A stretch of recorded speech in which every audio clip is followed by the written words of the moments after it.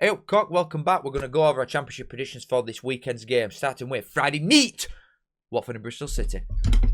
Jesus. 12th versus 7th currently. Bristol City have been in and around it more or less all season, haven't they, since game week 1 when they slapped Sheff United up 4-1. They've always been in top 6 or in and around that sort of picture. Not been lower than 8th, I don't think, so far. I think this might actually be the lowest that they've been in 7th. Watford, listen, I thought they'd get relegated before the season started because the runner's a nut job, and you never know if they're going to sack the manager when they're on a decent run of form, which they did. However, they've carried it on. That Garcia has come back and done quite well. They've still got injuries to some of the best players, like that Georgian fella who's not back. But one thing that Watford have got, which not many other teams have got anything even close to this, is loser. I've only just realised my light's not on. I am now past the point of saying, if you might lose right at game, then you win. Because you just can't get near him. He's one of the best players, full stop, and that's that. So I'm immediately giving Watford at least a goal.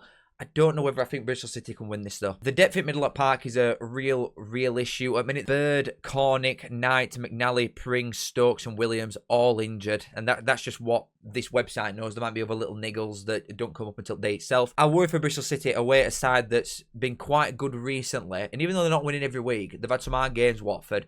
They bet West Brom. They went to Coventry and lost, yes, but they were really good against Coventry. They slapped Middlesbrough up. They went to Ipswich away, another tough game and got a point. I think this is latest in a long line of tough fixtures for Watford. But honestly, I sit here and think that they'll win. Loser's just that man. And you know what? I'm just going to put it on him again. I think he will score because he's just been that good. I will go Watford 2, Bristol City 1 to get us going. I've gone full circle on Hornets. I think you must be dreading this. If you're a Blackburn fan watching this, listen. I'm sorry. But I think you know what's coming here. They're playing Derby at home, both in shit-hot form, to be honest. Blackburn have won the last 3, Derby have won the last 4 games. I've said in the last 3 games, Blackburn, that I think they'll lose all 3. This is the first one in a while that I'm coming into thinking that Blackburn are favourite. Which is a bit daft, to be fair, because Derby have won 4 games in a row, and they're obviously no mugs. They're looking better going forward. I do think a lot, or a high portion of the goals do come from set pieces and, like, just being so direct, it's unbelievable. Ismail, that is his bread and butter. So I think he'll be quite accustomed to what Derby could chuck at him. I just think I can't keep writing Blackburn off. I've been hot and cold on Derby anyway. I've given him a couple wins and losses recently. A bit of mixed bag. They've been winning constantly. But Blackburn have been getting losses so many times that I'm going to have to go for reverse psychology now. I'm going to have to try some backwards jinx. I'm going Blackburn 1, Derby 0. There's not loads of goals in Derby's games anyway. They've not conceded more than 1 for months now. Blackburn, there's more fluidity and a different amount of goals for and against quite often. Derby very consistent in terms of we're not going to concede more than 1. So I will give Blackburn it, but I don't think Derby will trouble Blackburn that much if I'm being completely honest. So I'll go a home win. Apologies in advance, Blackburn fans. Ulm Portsmouth. Now I might start doing if like a last man standing version. So what my most confident pick is, because a lot of people always message me on like Instagram or Twitter or put in comments and they're like, I've gone with you for this, for last man standing, and every single time I've got it wrong. So what I might do is say my most confident one in case you're in a last man standing. I take no blame if anybody goes with it and loses, by the way, but I want a share at winnings if you copy me and win. However, this is the one that I'd probably be most confident in, having a quick skim through fixtures before this, because I think Hull should win this fairly comfortably. Speaking about Portsmouth first, they've won once in 10 games, and it was 1-0 at home to Middlesbrough.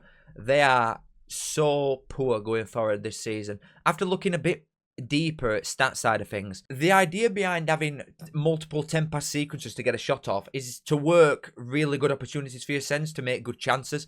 So Portsmouth don't do that. They're quite a direct side and how fast they want to get to other end of pitch, but they're not having enough shots to warrant that style anyway. They might as well go for a more patient approach and try and build it up a little bit better if they're not scoring as many as they are doing anyway. They're just really weak at minute, Pompey. And I am worrying for them. The 20th at minute, going to an Hull side that is obviously 8th right now. Hull did lose to Derby 2-1, but I thought Hull looked quite good again, if I'm being honest. They score a lot of goals, Hull. You've always got a chance against them defensively, I do think, because they've conceded 22 goals in 14 games. So that's really poor for a side that's 8th. But Portsmouth aren't offering anywhere near enough going forward to justify that that'll be a worry for Hull anyway. I think Hull are nailed on absolute cert to score. It's going to bite me in the ass. I think Hull are cert to score. Portsmouth aren't. I think this is just the most textbook 2-0 home win I've ever seen. Unfortunately, Pompey, I think you boys might be in a bit of bother. Mourinho needs to take a big, long, hard look at himself and maybe change and tweak his tactics slightly, because it's not happening at a minute, is it? 3 wins in 14 is crap, and they've only scored 10 goals in 14 games. It's rubbish. It's not good enough, and I think he'll win. Millwall and Preston. I don't want my view of Millwall to be tainted. They got slapped about start to finish by Birmingham away. They lost 4-0, obviously. Millwall have got a lot of injuries as well, so you've got to take that into account. But Preston come into this 3 wins in a row against Sheff United, Southampton and Swansea. They're scoring at least 2 goals in all them games as well. I mean, they've scored in many, many games in a row. There's not many that they've not scored in so far, Preston. And defensively, you'd probably say is the strongest area anyway. This is 5th versus 4th as well, so it would be a playoff game if season ended tomorrow. And to be honest, I don't see Millwall winning at the minute with the real lack of depth that they've got.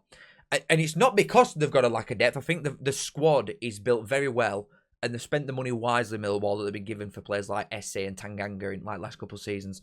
They've brought a lot of money in. They've spent a lot of money. I think they've done it in right areas. I just think there's almost nothing you can do to prepare for the amount of injuries that Millwall have actually got to start in 11. We're not talking about fringe lads here. You're talking about a lot of Millwall starters that are injured. And Preston and Eke, a side and manager that don't lose loads of games. They've lost 3 all season, Preston, so far. 4 draws, 7 wins. Almost identical to Millwall, just with an extra point. I think Preston come and get something.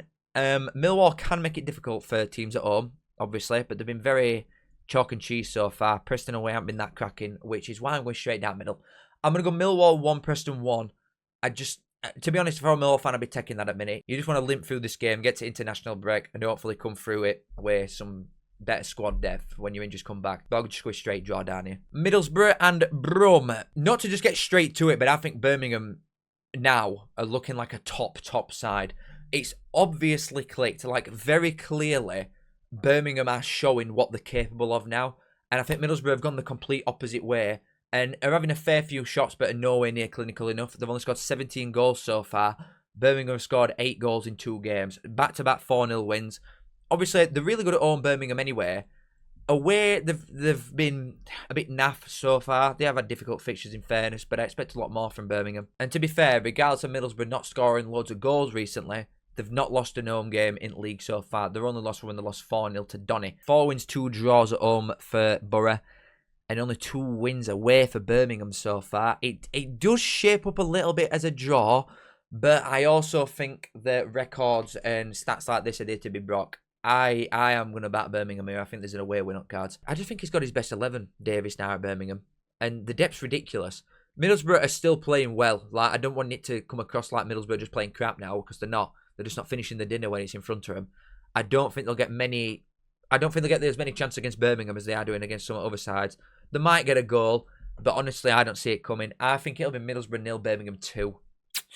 Might be a bit of a rogue one, but I think Birmingham have really turned it on last couple of weeks. Norwich and Leicester. I mean, Manning's still there, but there were no post-match interview after the drew with Sheffield Wednesday on Wednesday night. So you'd think that he's going to get chopped. At time of me recording this, because I'm recording this Thursdays, it goes out on Friday.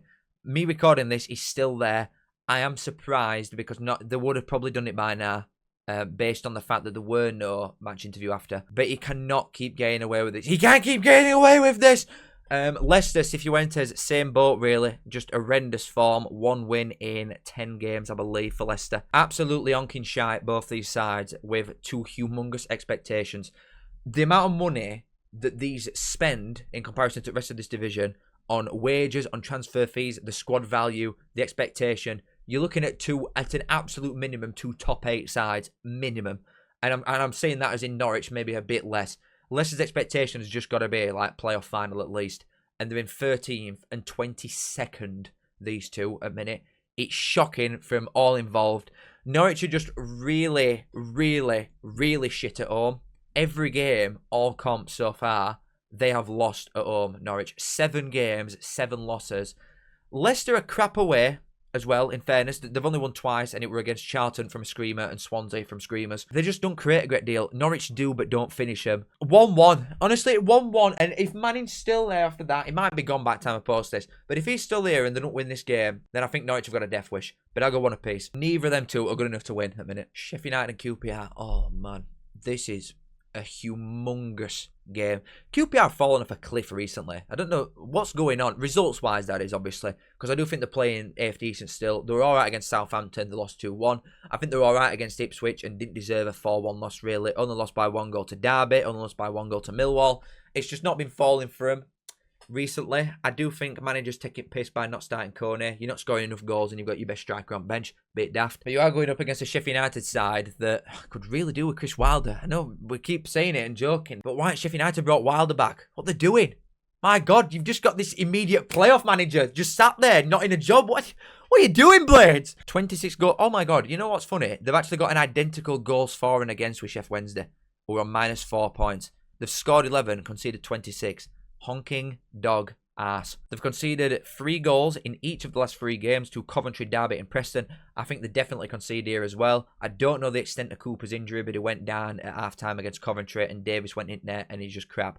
So, I think QPR will score, because even if Kone don't start, Burrell's been chipping in. You've got Che, Dembele, a lot of other good players. So, I think QPR score. I think Sheff United do as well. This is a very tough one, this, to actually call for a winner. I am going to say Desmond. I'll go Sheff United 2, QPR 2. It's no good for either of them, really, but slightly better for QPR. But Sheff United, 2 sackings already, maybe? Southampton on Wednesday. Yes. Yes, yes, yes, yes, yes. I want it to be a thing where people, Sheffield Wednesday fans and Sheff United fans and Leeds fans, teams that I literally just hate, I want them to be able to come and know that regardless of the fact that I hate you, that I'm still going to give an objectively unbiased opinion on what I truly think your score will be, or a review of the game, for example. However, I'm going to go Southampton 3, Sheffield Wednesday 0, and that'll do. Stoke and Cov, bloody hell. Game of the weekend. In fact, if you go last man standing, get it on Saints. Stoke versus Coventry, 2nd versus 1st. 4 points separating them both. I'll tell you what, if Coventry come out of this unscathed, I think it might be wraps already. Oh mate, why is this not on telly? That's shocking. We've got Watford, Bristol City on. Like this isn't exactly far away, is it? Stoke and Cov. Couldn't this have been Friday night game? Oh mate, they've missed a trick there, Sky. 8 goals scored in 2 games for Stoke. They've only conceded 9 goals so far all season. Obviously, Coventry are like humongous scorers, by and away the best in front of goal by an absolute mile. They've scored 39 goals in 14 games. It's a crazy goal return. You know what I always just think though, and it's such a boring way of looking at it, but it's how football works. I just think in games like this, the better defensive side is the one that will definitely get something. And Stoke have got best keeper in league in Johansson. They are very, very good and sharp defensively. They've conceded 9. You just can't ignore something like that. I do think they probably level each other out in terms of Coventry's incredible goal scoring attributes and Stoke's defensive ones. I do think you sort of level each other out there. Then it's just, you're sort of comparing what they're both worse at here. And Stoke have scored 21 goals and Coventry have conceded 13. So Coventry are still one of the better defensive sides anyway. But Coventry, that even is sent out as well. This is very tough. This is very, very tough. They're both just brilliant at both things. You know what I think? Because regardless of the fact that Coventry's scoring a lot, recently, last couple of weeks, teams have been getting at them a little bit. Now, I would not touch this with a 10-foot pole if I were a gambling man, which I am. But I think Stoke might win. I really like Cov. I think they're destined for promotion. Like, nailed on Premier League side for me next season, honestly. But Stoke in current form, it's top draw. The amount of good quality chances they create every game is mental. And I just think, with teams getting at Coventry recently in the last couple of weeks, I think Cov will score. I don't think they're going to keep a clean sheet here, Stoke. But I think it'll be a narrow home win. I'm going to go Stoke 2, Coventry 1. But that should be a great game. Whoever wins that, going to be eye on life, but I think they both take a draw as well. I'm just leaning with home aspect there. I'm going to Stoke win. Swansea and Ipswich. Now, if you've watched my championship review that I did for midweek games, you'll know that I'm not that keen on Swansea at the minute, and I don't think they're just a definite safe team. That's one way I put it. I think Sheehan could be looking over his shoulder really quickly because fans are going to get on his back soon, and I think this is another opportunity for him to do it. Because Ipswich, yes, they've been underperforming results-wise, but I think the stats speak for themselves in a lot of these games. They dominate a lot of them. And I said to him about Stoke, to be fair, that eventually it's going to come. It will happen. And Ipswich just will win loads of games in a row. I don't think this is even close in terms of squad level, starting 11, manager situation, general play, shots for, shots against. I just think Ipswich are the best side in this fixture by an absolute mile at minute.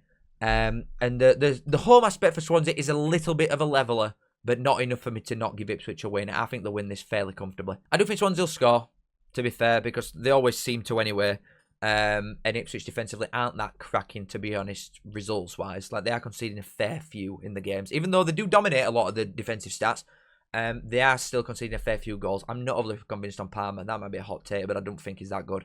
But I'll go Swansea 1, Ipswich 3. I think they should and will win. Baggies! And Oxford. I'll tell you what.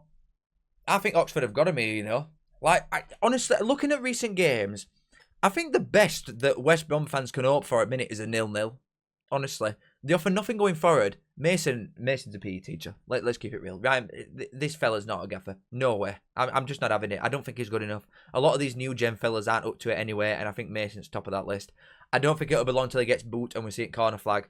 But against somebody like Gary Rowett, mate, the experience that one of these guys has got compared to the other one, the levels are like this. I'm going Oxford win. And I don't even rate them recently. They're not winning enough games for me, Oxford. They're so poor defensively. But West Ham aren't offering out going forward at all, really. Manchester still on bench, by the way. Yeah, one of the top goal scorers from last season. You tell me. I'm just going to get it out of the way now. I'm going to say it. West Brom 0. Oxford 1. Whew.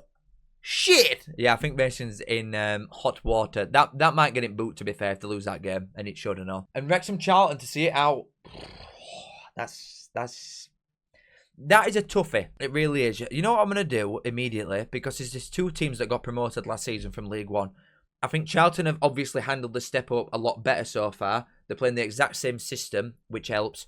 And Wrexham have brought in £30 million worth of talent. So you'd think, level-wise, realistically, going head-to-head in this one specific game, that it's effectively the same game as it was last season. I know it's not in principle, but from my own logic, I want you to understand what I'm saying.